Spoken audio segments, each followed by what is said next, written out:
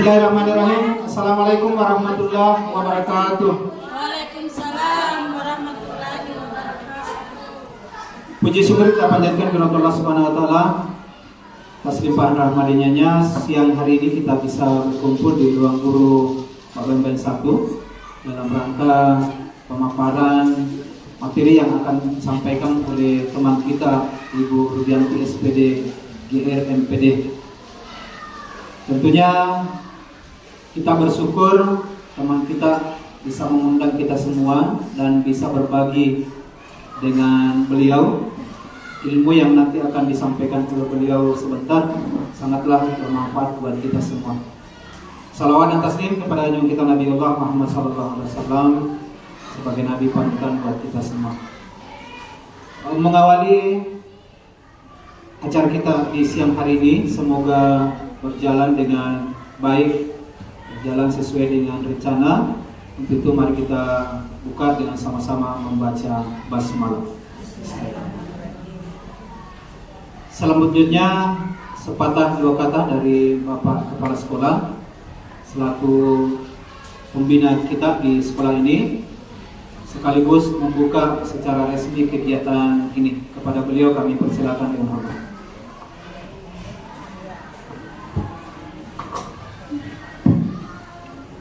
Bismillahirrahmanirrahim. Assalamualaikum warahmatullahi wabarakatuh. Puji syukur kita panjatkan atas kehadirat Allah Subhanahu wa taala. Alhamdulillah, di mana pada siang hari ini kita masih diberikan kesehatan dan kesempatan untuk hadir di ruangan ini, tentunya dalam rangka kegiatan berbagi praktik baik tentang budaya positif yang tentunya sebentar akan diantarkan oleh Ibu Rudianti SPD GR MPD selaku calon guru penggerak. Jadi perlu juga sampaikan kepada adik mahasiswa bahwa Ibu Rudianti ini sedang menjalani proses pendidikan guru penggerak yang kalau tidak salah selama 6 bulan. Kita berdoa dan berharap semuanya bahwa semoga kegiatan yang diikuti Ibu Rudianti ini berjalan dengan baik, sukses, dan tentu harapan kita bersama memberikan praktik baik khususnya di sekolah kita di Pak Bambang 1. Salam dan salam tak lupa kita aturkan kepada Ibu Nabiullah Muhammad Sallallahu Alaihi Wasallam selaku suri teladan atau suatu hasanah bagi kita semua. Ini Bapak Ibu penting sekali kita bisa ikuti bersama sebentar yang akan dipaparkan oleh Bu Rudi terkait dengan berbagi praktik baik, budaya positif yang pernah Ibu Rudi lakukan. Tentu ini praktik-praktik baik seperti ini bukan cuma Ibu Rudi, teman-teman sekalian, teman-teman Bapak Ibu bisa berbagi praktik baik kepada teman-teman supaya praktik baik tentang budaya positif atau hal-hal apa saja tentunya untuk pengembangan kompetensi dan tentu suaranya adalah kepada peserta didik kita. Itu mungkin untuk sementara ya. Selamat Rudi untuk menyajikan praktik baiknya tentang budaya positif, dan lebih yang kurangnya mohon dimaafkan. Wabillahi taufiq wal hidayah. Wassalamualaikum warahmatullahi wabarakatuh. Baik, terima kasih Pak atas komentarnya. Selanjutnya kami persilakan ke Ibu Rudianti SPD GR MPD untuk memaparkan.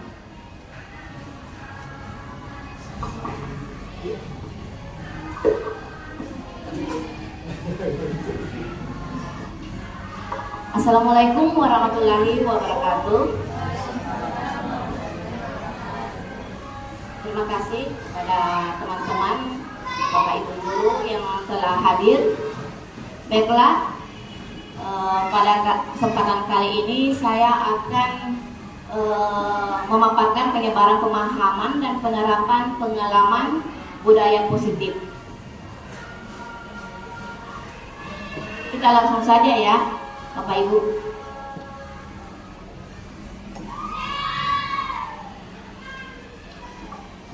Yang pertama ada budaya positif.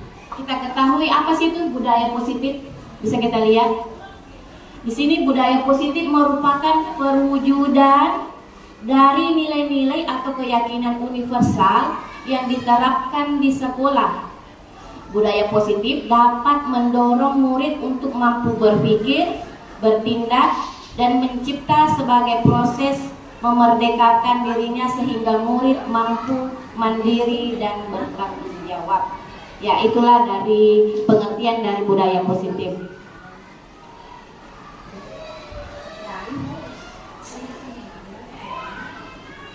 Lanjut, konsep inti dari budaya positif terdiri dari beberapa bagian. Yang pertama ada pembelajaran dengan paradigma baru. Yang kedua ada disiplin positif. Ketiga, kebutuhan dasar manusia. Keempat, ada motivasi perilaku manusia. Kelima, posisi kontrol guru. Keenam, ada keyakinan kelas. Dan terakhir yaitu segitiga restitusi. Pembelajaran dengan paradigma baru. Di sini kita lihat pembelajaran dengan paradigma baru ini merupakan pembelajaran yang dirancang berdasarkan prinsip pembelajaran berdiferensiasi. Pasti tidak asing ya kalau kita dengar kata berdiferensiasi. Sehingga para peserta didik ini belajar sesuai kebutuhannya berdasarkan tahap perkembangan sesuai dengan teori psikolog modern untuk mewujudkan profil pelajar Pancasila. Masih ingat apa-apa saja profil pelajar Pancasila? Ya, ada nyanyinya toh? Yang bagaimana itu nyanyinya? Belajar Pancasila, beriman dan bertakwa pada Tuhan Yang Esa dan berakhlak mulia, berkebinekaan global, gotong royong mandiri, kreatif dan bernalar kritis. Hebat semua, ternyata guru-guru hebat semua. Amin. Ya, di sini disiplin positif yaitu pembiasaan hal baik. Ada yang bisa? Apa saja itu termasuk dengan disiplin positif?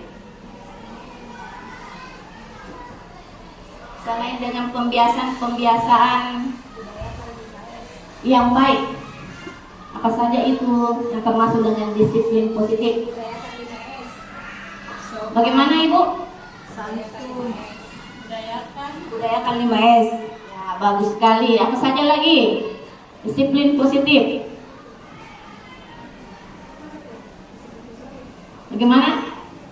Ya, ini semua mencakup sikap atau perilaku maupun tutur kata oleh seluruh warga di sekolah, terutama bagi murid agar dapat berkembang menjadi pribadi yang kritis, mandiri, dan bertanggung jawab. Sebagai pendidik, tujuan kita adalah menciptakan peserta didik yang memiliki disiplin diri sehingga mereka berperilaku mengacu kepada nilai-nilai kebajikan universal dan memiliki motivasi dalam diri menuju perubahan ke arah yang lebih baik. Nah, di sini kebutuhan dasar manusia merupakan sesuatu yang kita lakukan untuk mendapatkan apa yang kita inginkan. Seluruh tindakan yang kita lakukan memiliki tujuan.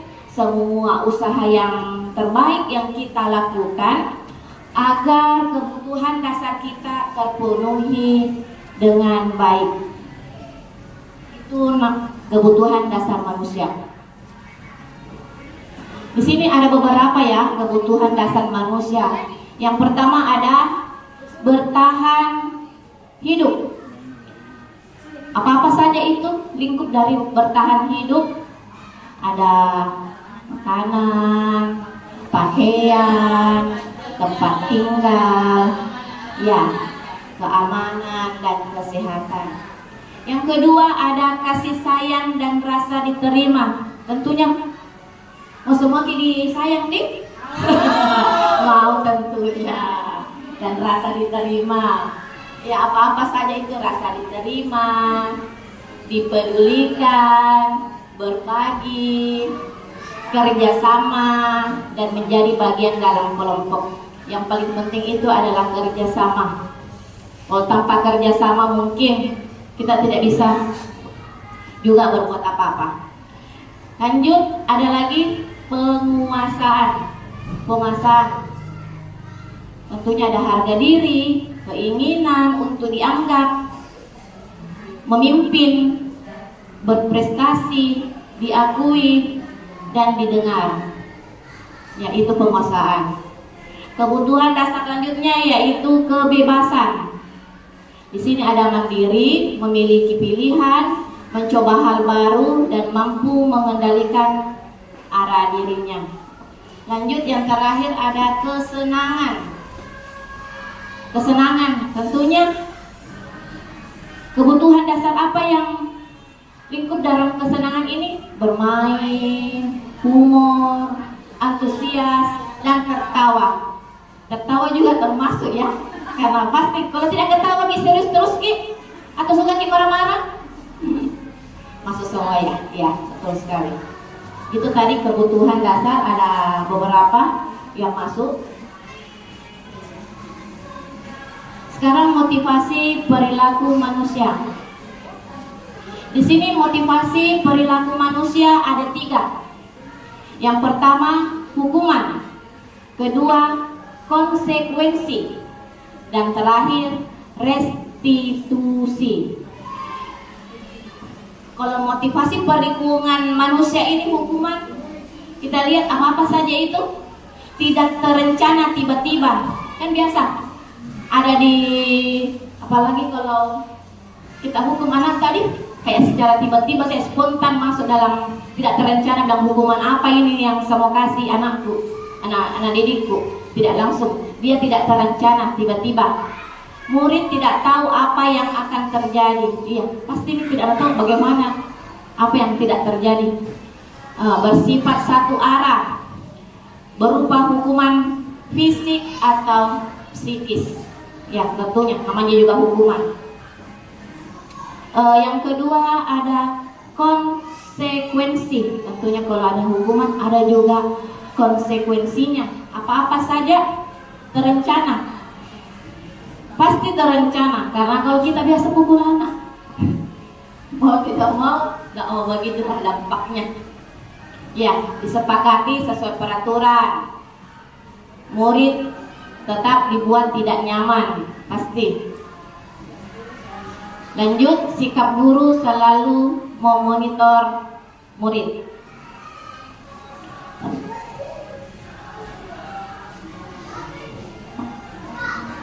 Yang terakhir yaitu ada restitusi.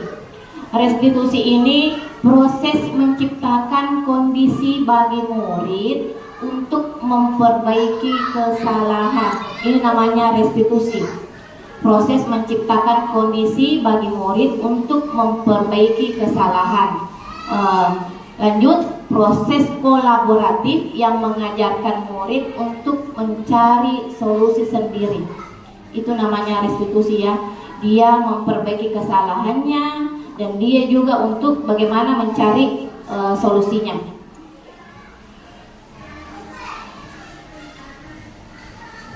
Di sini ada posisi kontrol guru. Kalau kita lihat bapak ibu guru, apa biasa kita pakai di sini? Posisi kontrol yang mana biasa selalu kita pakai? Di sini ada penghukum, pembuat merasa bersalah, teman, pemantau, dan manajer. Nanti di sini saya akan jelaskan apa-apa saja posisi kontrol yang mana yang paling bagus di antara yang selalu kita pakai. Mungkin zaman dulu itu selalu ada namanya penghukum ya, penghukum. Tapi yang paling bagus itu namanya manajer, posisi kontrol manajer. Nanti sampai di sini nanti saya akan jelaskan. Di sini ada posisi penghukum ya, di mana Adi yang terlambat hadir ke sekolah. Penghukumnya nada suara biasa tinggi. Nada suara tak tinggi, bahasa tubuh, mata biasa melotot, ya, dan jari menunjuk-nunjuk. Pernah begitu Bapak Ibu? Sering.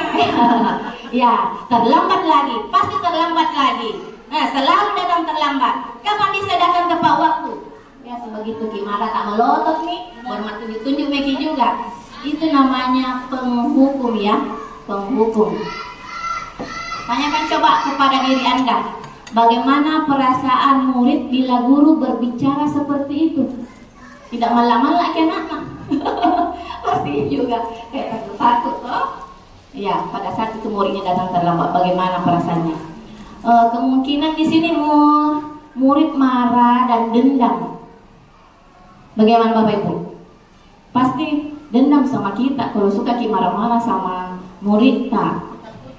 Iya.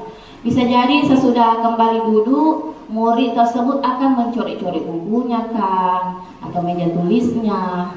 Biasa juga lebih buruknya lagi sepulang sekolah ini melihat motor bapak ibu guru akan menggores kendaraan. Pokoknya mungkin dendam Ki. Kalau kita selalu kasih posisi kontrol ini penghukum. Ya. Ini nama posisi kontrol penghukum. Lanjut lagi, pembuat merasa bersalah. Adi yang terlambat hadir sekolah ya. Nada suaranya memelas, halus, bahasa tubuhnya juga biasa kita merapas sekali ke anak-anak toh. Biasa begini, adik kamu ini bagaimana ya, kamu sudah berjanji dengan ibu tidak akan terlambat lagi. Kan posisinya dia kayak merasa bersalah karena dia janji sama ibu guru kalau tidak mau datang terlambat. Halus cara bicara Kak. Adik, kamu ini bagaimana?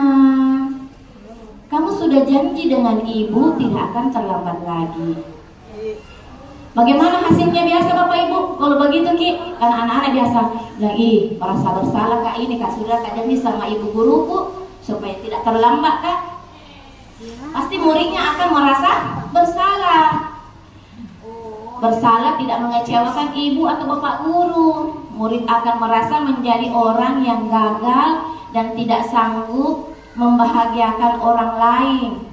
Kadangkala sikap seperti ini lebih berbahaya ya dari sikap penghukum karena emosi akan tertanam rapat di dalam. Murid menahan perasaan, tidak seperti murid dalam guru penghukum di mana murid bisa menumpahkan amarahnya walaupun dengan cara negatif. Beda dengan ini lebih parah ya dari penghukum. Murid katakan tiba-tiba bisa meletus amarahnya. Yang suka diam-diam ini langsung meletus amarahnya dan bisa menyakiti dirinya sendiri atau orang lain. Ini tadi pembuat merasa bersalah. Sekarang teman, posisi teman. Kalau kita ini berada posisi teman, nada suaranya ramah, akrab, dan bercanda. Ada biasa menjadi posisi teman kepada muridnya, kayak berteman sama murid. Ya, biasa kayak begini. Adi, ayolah, bagaimana sih kamu? Kemarin kamu sudah janji kepada ke bapak bukan? Kenapa terlambat lagi? Sambil ketawa-ketawa ringan. Ya sudah, tidak apa-apa. Duduk dulu sana, nanti Pak Guru bantu. Biasa begitu toh, posisi teman. Itu namanya posisi teman. Ada yang biasa begitu Bapak Ibu? Ya, selalu biasa dipakai ini posisi teman supaya anak-anak juga tidak merasa langsung kecewa, bersedih hati.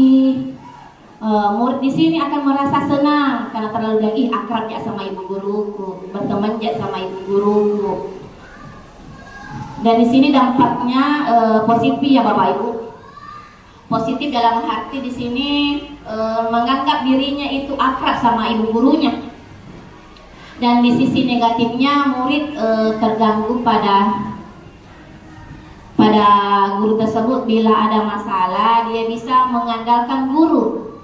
Kan biasa sedih-sedih bilang ini, anu uji ini, andalkan terus gurunya untuk membantunya. Mungkin dia setiap membuat kesalahan sedikit-sedikit kan menganggap gurunya sebagai teman. Jadi itu kapan lah sini beda karena guru uji ada yang nanti bantu kak.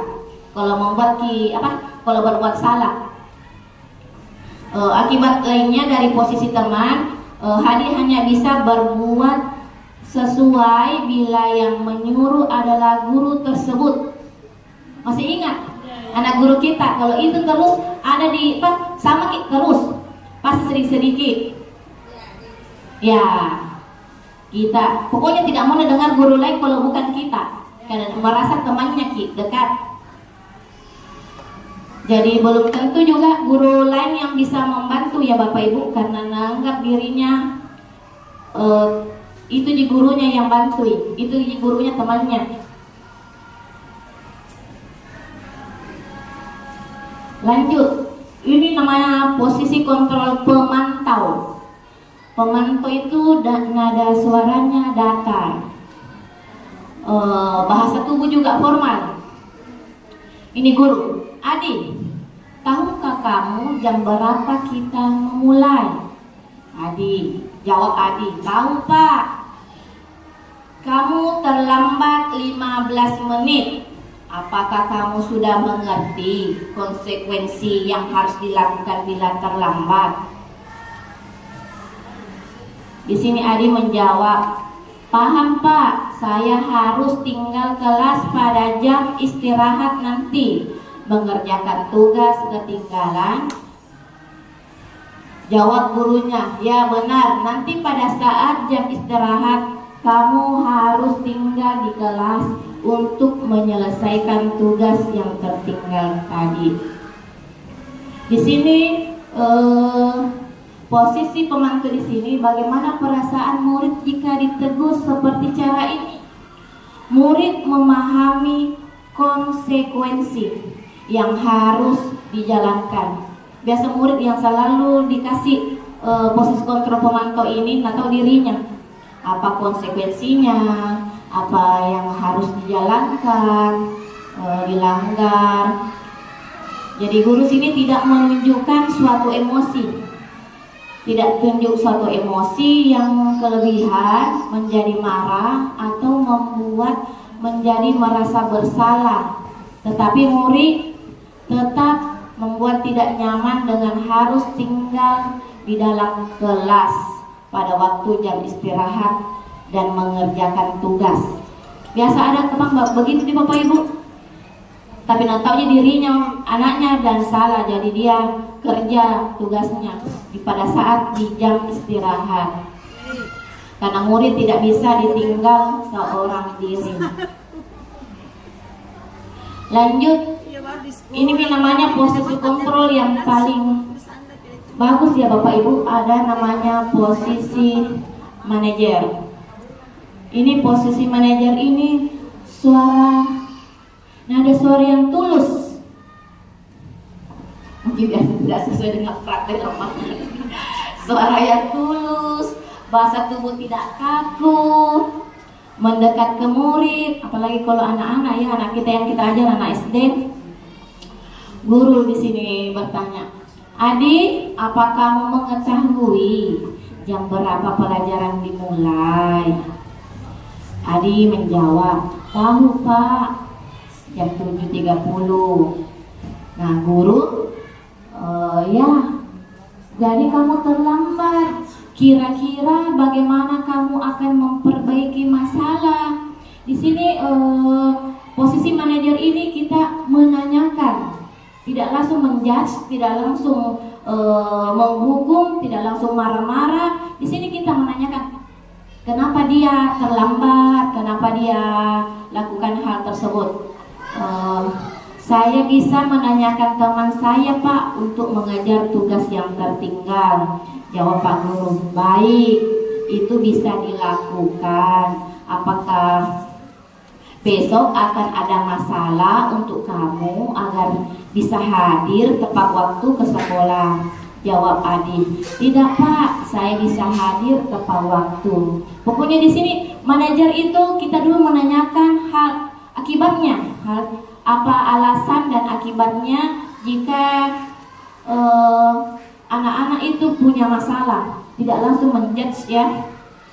Itulah posisi manajer dengan suara yang tulus, bahasa tidak kaku.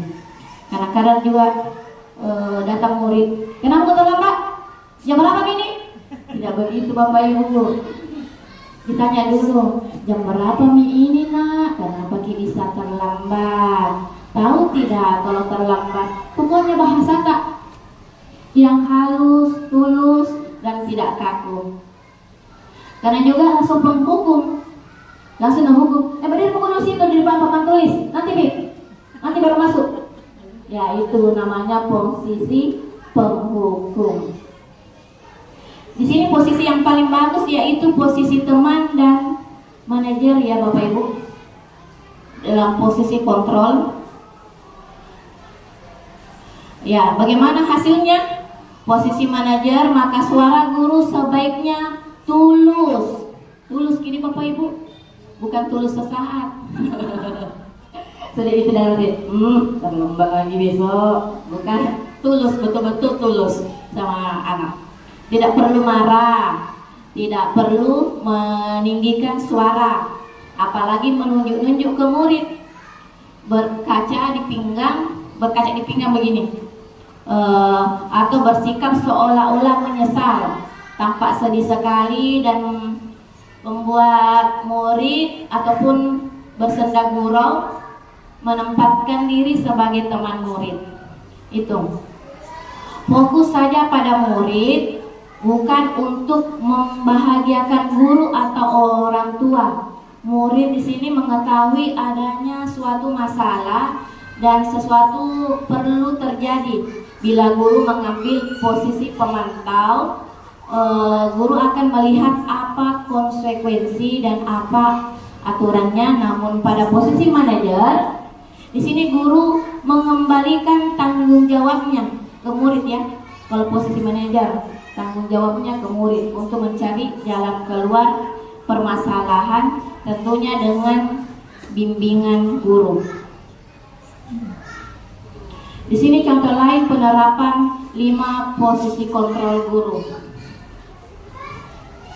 Yang pertama tadi ada penghukum.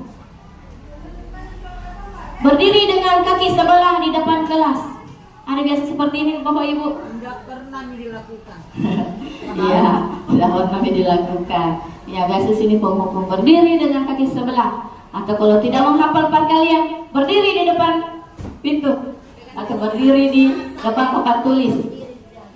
Ya, itu namanya posisi kontrol penghukum ya Bapak Ibu. Kalau membuat merasa bersalah, ya ada konsekuensinya. Sekarang ada undang-undangnya ya. Mungkin bisa dibedakan tuh posisi kontrol pada tahun 91 dengan era sekarang. Ya, era dulunya beda dengan paradigma yang dulu itu paling banyak dipakai posisi kontrol penghukum. Lebih mendengar anak-anak. Sekarang itu kita pakai posisi kontrol manajer. Tidak dipakai penghukum. Dulu masih ingat waktu saya SD. Saya tuh biasa dipukul pakai sapu lidi kalau tidak hafal perkalian. Tapi sekarang tidak ada lagi ya Bapak Ibu. Di sini membuat merasa bersalah.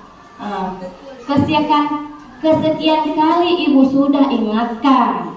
Kamu senang ya melihat Ibu terus-terusan bertindak seperti ini.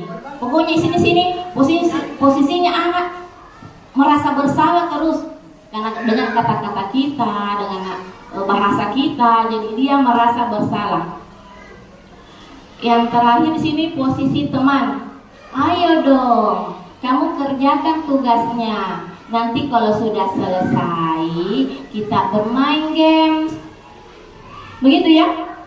Biasa saya pakai ini posisi teman. Karena juga kalau posisi pertama tidak mampan ke anak-anak penghukum, lanjut dulu kita ke posisi yang kedua, merasa bersalah. Kalau tidak mampan lagi, posisi teman. Tidak mampan lagi, ini yang paling penting, posisi manajer. Jadi jangan langsung posisi penghukum Bapak Ibu, karena kasihan anak-anak, biar dia merasa trauma. Lanjut posisi pemantau. Kalau contoh lainnya di sini, kamu sudah melakukan kesalahan dan sudah mengetahui konsekuensinya. Sekarang selesaikan dan segera kumpulkan. Ini namanya pemantau. Biasa kalau kita suruh kerjakan anak-anak Bapak Ibu tugasnya, di sini kadang juga bilang tidak usah istirahat dulu nak, kerja kami dulu tugasnya. Ya, ini nama posisi pemantau. Manajer yang paling bagus ya, karena kita tanyakan dulu sebab akibatnya.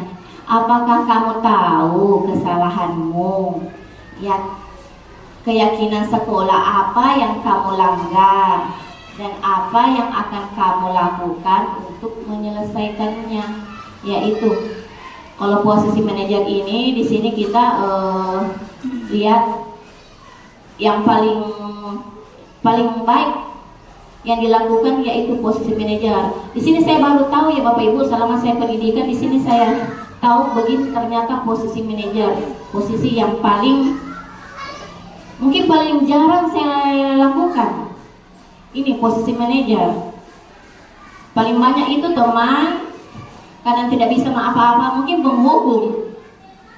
Iya, di sini manajer ini paling bagus ya, ditanya dulu apa kesalahanmu, keyakinan kelas, sekolah apa yang sudah dilanggar, dan tahu bagaimana cara menyelesaikannya.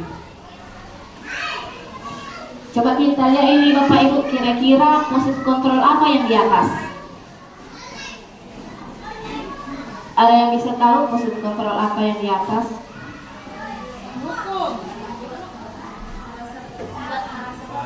Merasa bersalah. Saya kecewa sekali dengan kamu.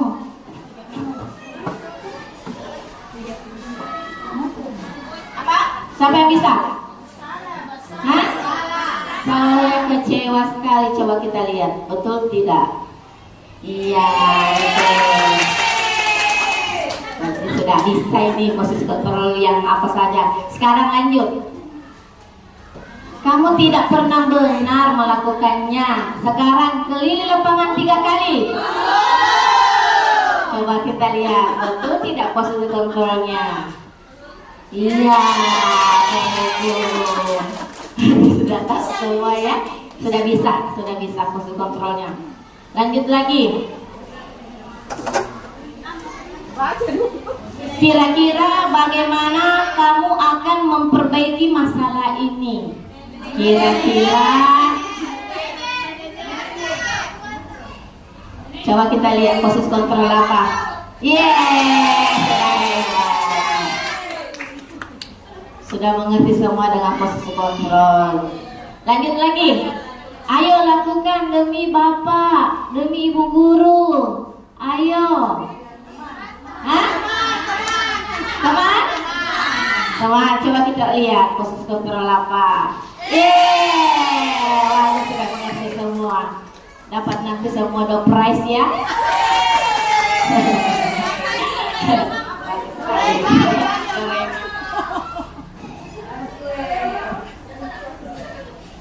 Lanjut lagi.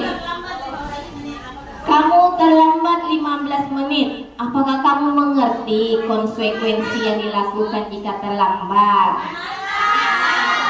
Ya, kalau pemantau itu ada konsekuensinya.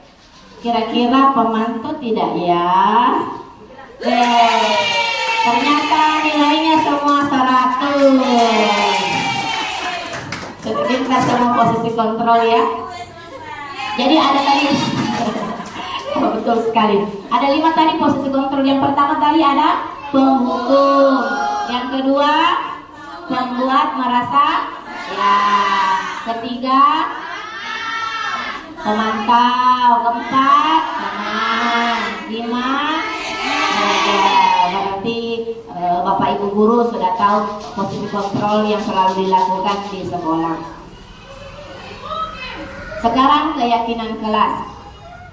Di sini keyakinan kelas merupakan kesepakatan kelas yang diyakini bersama guru dan murid dengan harapan dapat meningkatkan kedisiplinan murid. Di sini keyakinan kelas berupa pernyataan universal dibuat dalam bentuk positif dan bersifat abstrak. Keyakinan kelas ini hendaknya tidak terlalu banyak sehingga mudah diingat dan dipahami. Semua warga kelas ikut berkontribusi dalam pembuatan keyakinan kelas lewat kegiatan mengutarakan pendapat. Nah, di sini keyakinan kelas biasa kita sebelum membuat itu kita dulu sharing sama murid kita bagaimana cara membuat keyakinan kelas.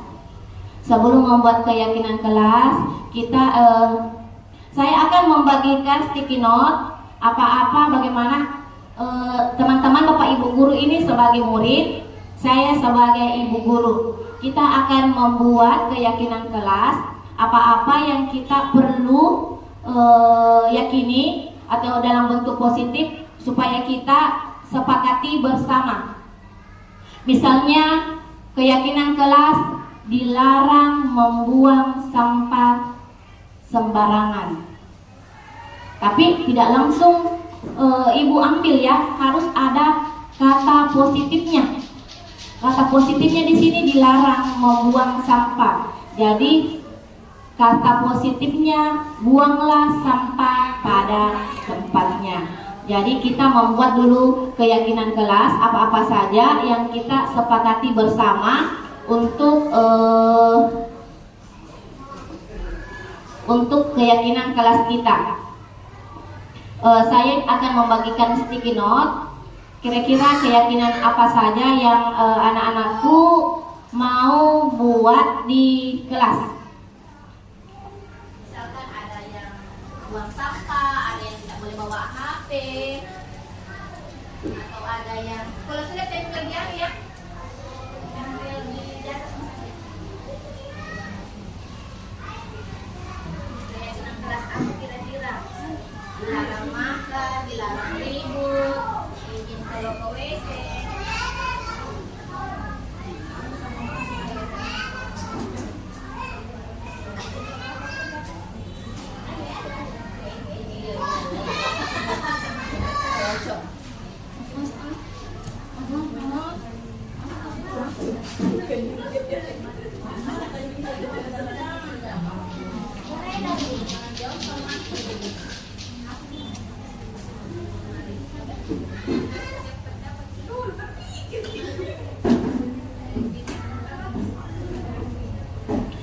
Keyakinan kelas apa yang kita sepakati bersama.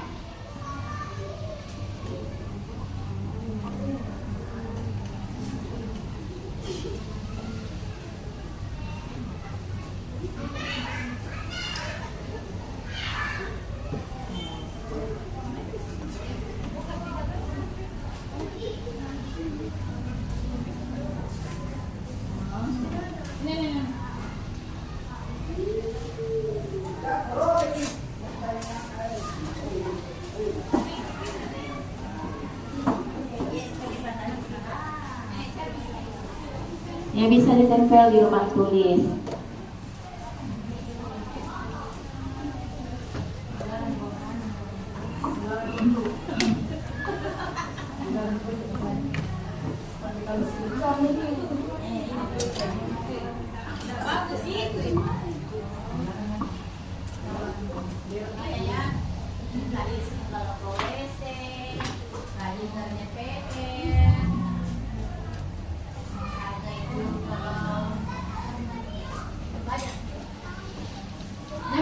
Surat cinta bukan mah.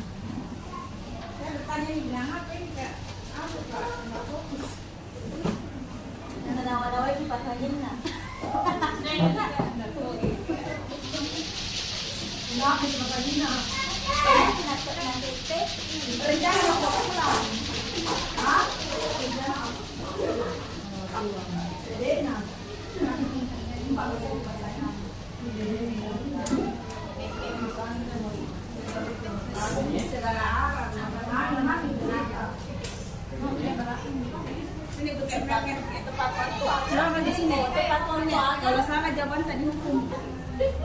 Kita di posisi kontrol.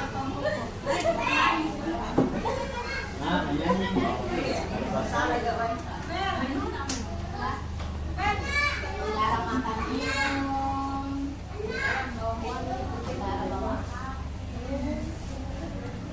pokoknya keyakinan kelas kita, apa yang kesepakatan kelas kita buat dulu. Kalau ada sama ibu tidak ambil ya.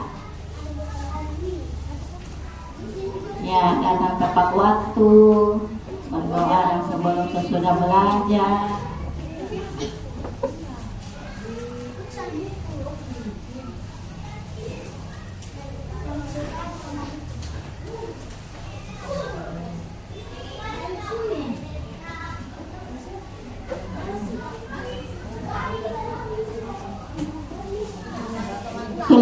Kesulitan kerja PR kayaknya ya.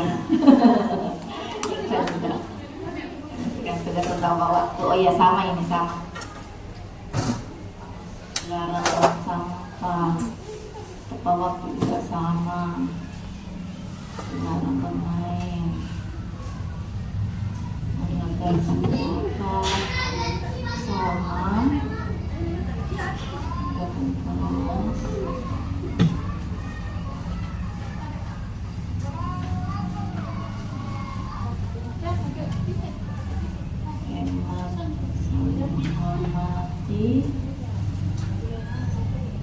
Ya, ada yang sama. Kalau ini saya singkirkan berarti sama ya. Ada yang sama.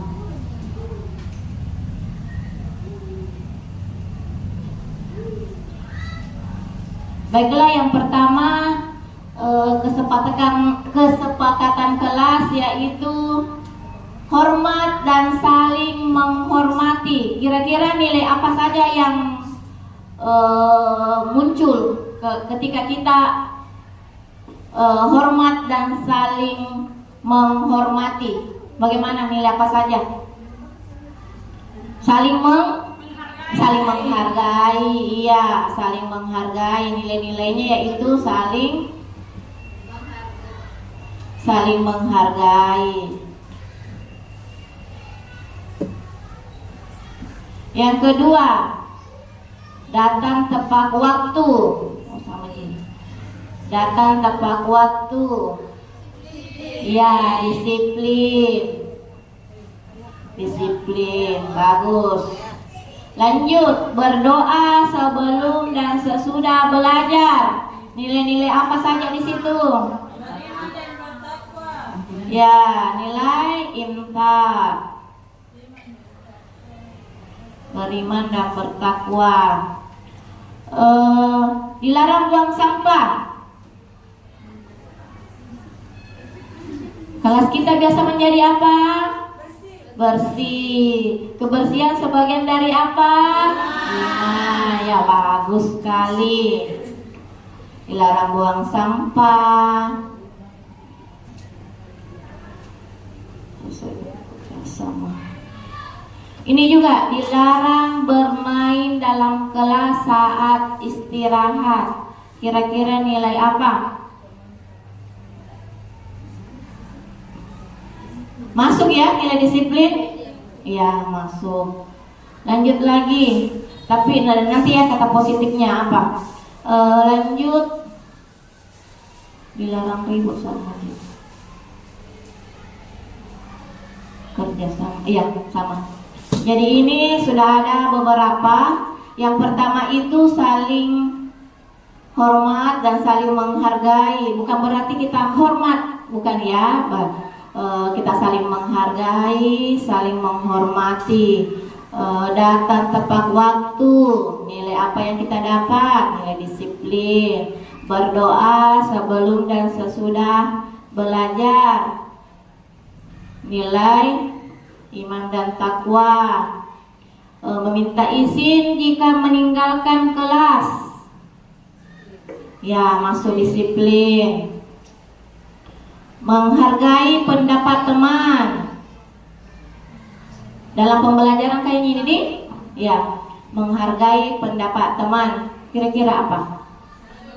Saling menghargai, sama ya, saling menghargai. Dilarang buang sampah. Selain kelasnya jadi bersih, apalagi yang muncul? Nyaman belajar, tenang Ki juga belajar, senang Ki juga belajar. Kalau dilarang bermain dalam kelas, sama juga ya, disiplin. Baiklah, itulah tadi kesepakatan kelas. Jadi sebelum Ki membuat keyakinan kelas atau kesepakatan kelas ini, kita beradu pendapat dulu sama teman, sama murid tak, bagaimana supaya anak-anak tak menghargai situasi yang ada di kelas maupun di sekolah. Jadi kita membuat dulu keyakinan kelas ini bagaimana supaya anak-anak semua mengerti apa-apa yang harus ditaati. Begitupun juga kalimat positifnya ya, kayak ini tadi dilarang buang sampah. Kalimat positifnya itu buanglah sampah pada tempatnya, ya itu kalimat positifnya. Itulah tadi keyakinan kelas yang merupakan kesepakatan kelas yang diyakini bersama guru dan murid. Jadi kalau membuat Ki keyakinan kelas, harus Ki sama-sama murid tak buat. Beda dengan peraturan ya, peraturan kelas beda lagi itu. Peraturan dan keyakinan dia beda. Kalau peraturan itu biasa gurunya yang buat, gurunya yang buat. Kalau keyakinan kelas itu guru bersama murid, ya guru bersama siswa yang buat. Di sini contoh ada keyakinan kelas. Bekerja sama menjaga kebersihan kelas, menjaga fasilitas kelas dengan baik, selalu datang tepat waktu, bertanggung jawab terhadap tugas, saling peduli menghargai, dan saling membantu.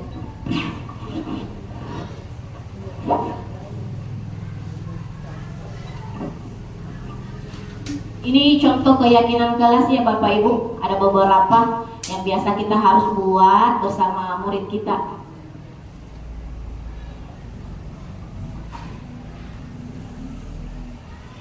Lanjut di segitiga restitusi. Segitiga restitusi ini merupakan suatu proses dialog yang diajarkan guru atau orang tua agar dapat menghasilkan yang mandiri dan bertanggung jawab. Segitiga restitusi membantu murid memiliki tujuan, disiplin positif, dan memperbaiki dirinya setelah berbuat salah. Ini namanya segitiga restitusi.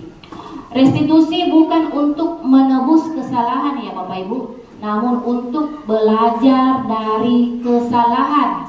Bukan menebus, tapi belajar dari kesalahan. Itu restitusi.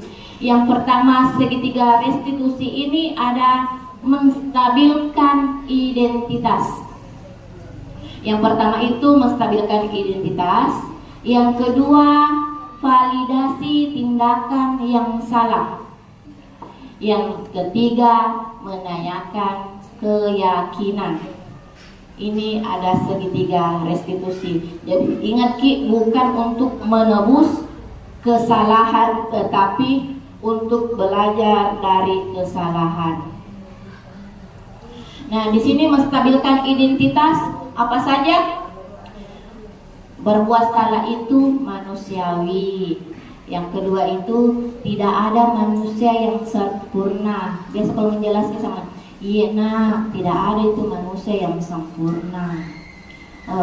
Kalau di situ Bapak Ibu ya, Bapak Ibu juga pernah melakukan kesalahan seperti ini. Harus juga bercermin sama kita kan. Saya juga pernah begitu nak. Lanjut, Bapak Ibu juga tidak tertarik mencari siapa yang salah, tetapi Bapak Ibu ingin mencari solusi dari permasalahan. Tidak ditanya dan siapa yang salah, bukan kita mencari siapa yang salah, tapi solusinya yang intinya yang kita cari. Bukan bilangnya, kau yang salah, siapa yang salah? Biasa kita begitu tuh, siapa yang duluan? Bukan, tapi solusinya dari masalah itu. Dan terakhir itu, kamu berhak merasa begitu. Ini namanya menstabilkan identitas.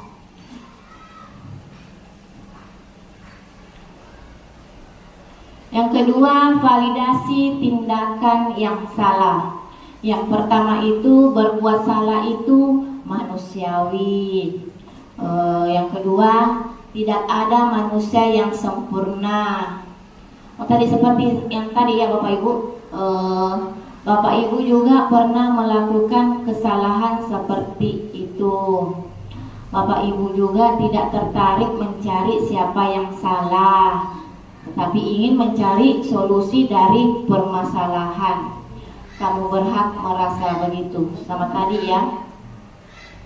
Yang menanyakan keyakinan. Di sini apa keyakinan kelas kita? Nilai-nilai apa yang kita telah sepakati? Yang tadi ini ya, harus kita tanya dulu apa yang keyakinan apa dan apa yang disepakati, nilai-nilai apa saja. Seperti apa gambaran kelas yang ideal menurut kamu? Jadi itu tadi yang kita tadi sudah buat ya Bapak Ibu, keyakinan kelas apa dan nilai-nilai apa saja yang disepakati dan gambaran kelas apa yang ideal. Dan lanjut, kamu mau jadi orang seperti apa? Di sini ada contohnya ya. Contoh segitiga restitusi.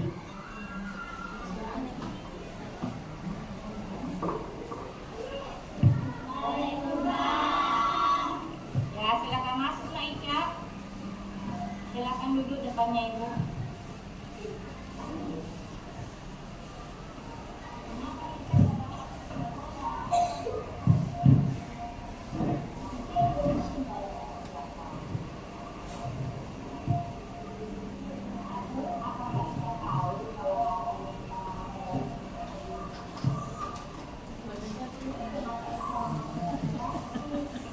Serah kami suka. Weh, buat kena like kapannya begitu nih.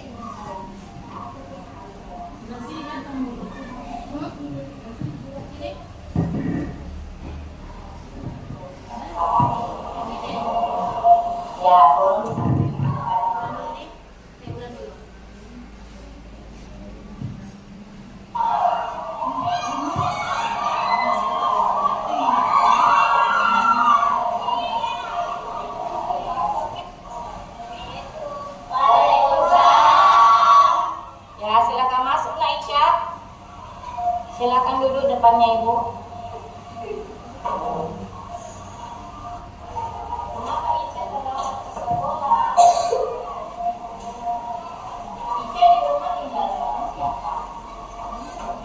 Biasanya tidak begitu. Tidak begitu kalau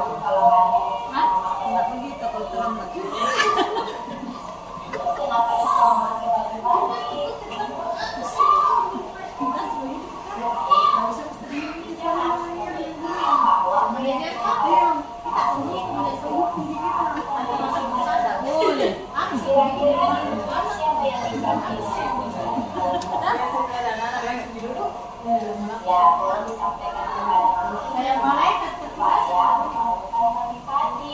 Saya juga tidak cocok kalau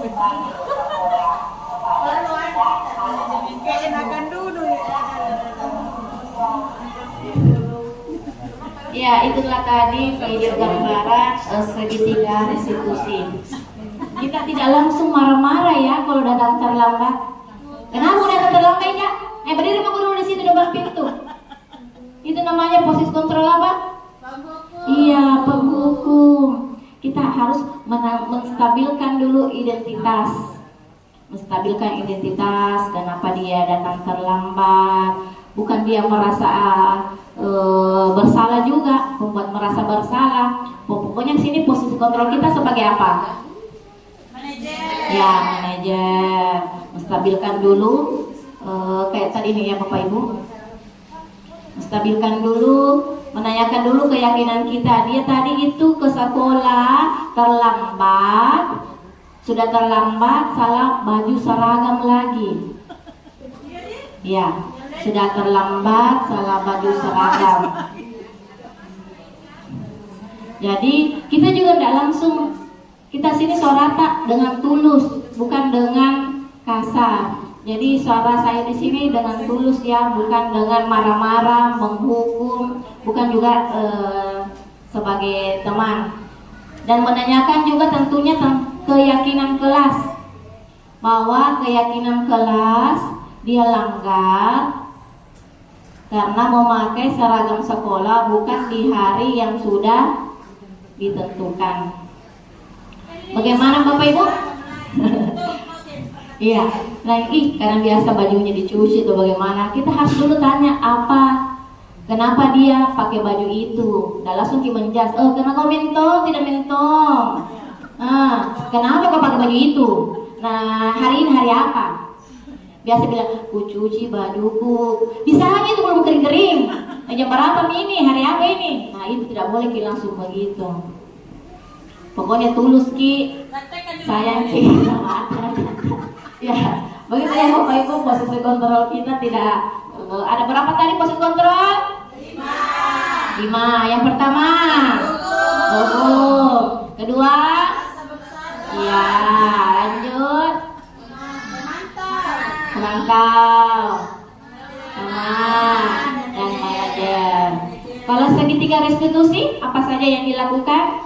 Yang pertama, menstabilkan identitas. Yang kedua, memvalidasi. Memvalidasi apa Bapak Ibu?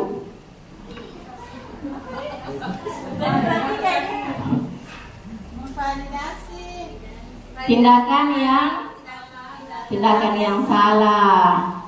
Yang terakhir, menanyakan keyakinan. Yang terakhir tadi ini saya bercakap sama anak murid saya, bilang, apakah anakku tahu kalau anakku sudah melanggar keyakinan kelas kalau hari ini memakai baju putih bukan batik. Itu tadi yang keyakinan kelas.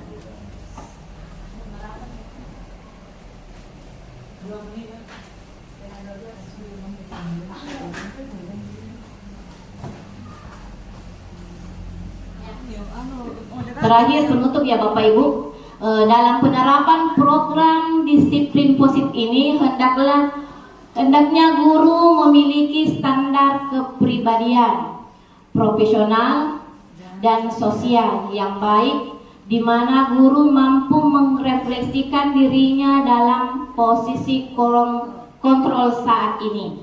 Bagaimana perjalanan dirinya sebagai among atau manajer, dan yang menuntun murid-muridnya menjadi insan yang mandiri, merdeka, bertanggung jawab. Itulah tadi sekarang itu di era pendidikan saat ini di kurikulum merdeka, di mana filosofi Ki Hajar Dewantara itu bukan menuntut ya anak-anak, tetapi menuntun. Di mana dulu guru berpihak pada guru, bukan berpihak pada murid, tapi sekarang kita ini berpihak kepada murid. Jadi didengarkan semua keluh kesah murid, bukan kita yang kita dengar. Dulunya harus kau dengar ibu guru, harus kita dengar ibu guru, tidak. Kita harus mendengar anak-anak. yaitu menuntun murid, tapi bukan menuntut. Baiklah Bapak Ibu, itulah tadi persentase dari saya. Apakah Bapak Ibu ada ingin bertanya?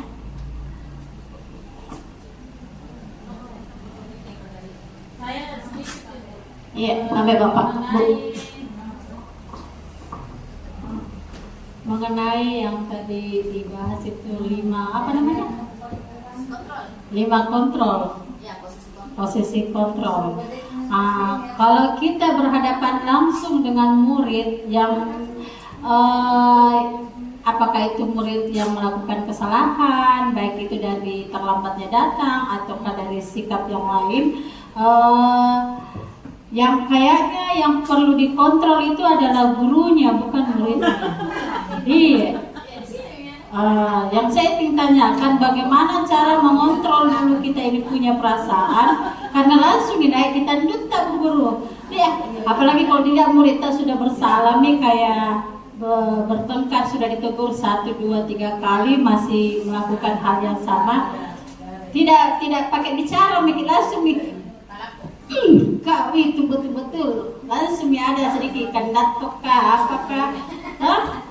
Ya itu kayaknya yang saya tanyakan, bagaimana caranya kita ini mengontrol hati kita dulu, sikap kita sebelum kita siswa, karena pastinya kita menegur dulu sebelum mengambil tindakan. Tapi biasanya siswa kan selalu berulang-ulang kali melakukan kesalahan yang sama. Terima kasih. Ya, terima kasih Bu Husnul. Mungkin dikembalikan kepada diri kita. Kita harus dulu merefleksikan diri kita. Bagaimana kira-kira? Pokoknya di sini tentunya harus merefleksikan diri kita. Kontrol yang namanya emosi. Pokoknya refleksi diri. Betul tidak tindakan saya? Kira-kira apa dampaknya? Kira-kira ini anak tidak trauma tidak? Kalau saya begini. Pokoknya refleksikan diri kita. Jangan sampai sudah begitu baru menyesal. Jadi intinya kita merefleksikan diri kita. Rajin-rajin merefleksikan. Maukah itu sebelum dan sesudah mengajar, kita rajin merefleksikan sesama siswa kita. Bagaimana pembelajaran hari ini, bagaimana sikap kita, bagaimana perasaan anak-anakku belajar, apakah senang atau tidak, apakah sedih, apakah dia mengerti. Pokoknya rajin merefleksikan diri kita, begitupun juga dengan anak-anak. Mungkin begitu, Ibu Guru, bagaimana? Enggak apa-apa kita dinilai sama siswa, Dek. Ya? Enggak apa-apa kita nilai kalau Iya. koneksi. Makanya setiap selesai pembelajaran kita refleksikan. Bagaimana, senang tidak belajar hari ini? Bagaimana? Kan biasa anak-anak itu bilang, Ibu Guru. Kalau saya pribadi biasa saya tanyakan siswa saya, bagaimana, senang tidak belajar hari ini? Apa yang anak-anakku tangkap pembelajaran hari ini? Senang tidak kalau ibu mengajar begini, cara metode ibu, cara mengajar ibu? Kalau biasa anak-anak bilang, Ibu galak ibu. Harus, iya, kita sampaikan kepada anak-anak. Bilang, oh berarti refleksikan, oh saya harus begini lagi ke depannya. Jadi rajin-rajin merefleksikan selesai pembelajaran kepada anak-anak, begitupun dengan kita. Mungkin sekian dari saya. Masih ada Bapak Ibu? Cukup deh. Iya. Bagaimana no? Baiklah, cukup sekian pemaparan dari saya. Terima kasih waktunya Bapak Ibu. Sekian, assalamualaikum warahmatullahi wabarakatuh.